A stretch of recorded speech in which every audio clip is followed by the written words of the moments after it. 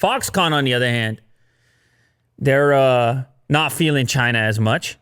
The Taiwanese brand, Foxconn, Pegatron. We talked about how they had been considering and acting upon the distribution of their network of facilities around the world, rapidly migrating away from China, as the world's factory famously quoted. Was it the founder, president of Foxconn, famously quoted as saying, China will no longer be the world's factory? Well, anyways, they started to talk about South America. Obviously, there's the whatever fiasco is going on in Wisconsin. The India stuff appears to be real, but the latest one is Mexico. So I didn't know this, but apparently there's some sort of a push from the U.S.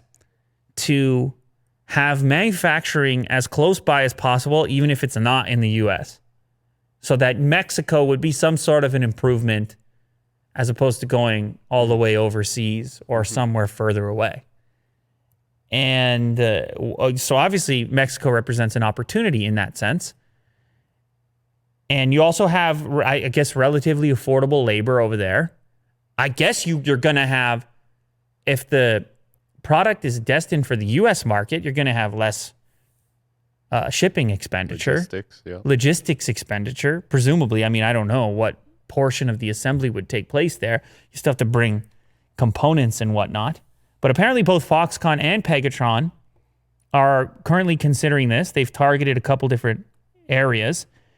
Pegatron is also in early discussions with lenders about an additional facility in Mexico, mainly to assemble chips and other electronic components. Foxconn currently has 5 factories in Mexico, mainly currently making televisions and servers. But they want to expand, underscoring a broader and gradual shift of global supply chains away from China. Yes, here it is. The plans come as the idea of nearshoring gains ground in Washington. Trump administration exploring financial incentives to encourage firms to move production facilities from Asia to either the United States, Latin America, or the Caribbean. Now, I presume this is because there's better political alliances between those groups. And I mean, the term nearshoring is kind of interesting. You can do it out of the country. It doesn't have to be American made or assembled, but let's get it pretty close. I wonder why Canada's not in that list. We're too busy. We're trapped in the maple syrup forest or whatever we talked about earlier. They can't get in. They can't get in. They keep knocking on our door. They can't. I mean, come try the border. You'll see. As soon as you step off the plane, you're gonna get all tangled up. It's just gonna be maple syrup and ice rinks that you're slipping on.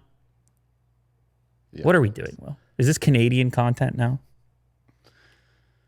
Foxconn chairman Lee Young-wei told it in an investor conference in Taipei on August 12th, the world was split into G2. That's what he called it. 2 groups following Sino-US tensions, saying his firm was working on providing 2 sets of supply chains to service the 2 markets. A split, a G2 world. Jeez. Anyway, yeah, this guy's making a lot. He's making a lot of news. He's making a lot of news. Foxconn unit Sharp has already stepped up their television production in Mexico. Foxconn bought Sharp a while ago, formerly Japanese company. Have you ever owned a Sharp product? I did. A couple TVs. Did you actually? Yeah. Look at you. They're Sharp. Pixel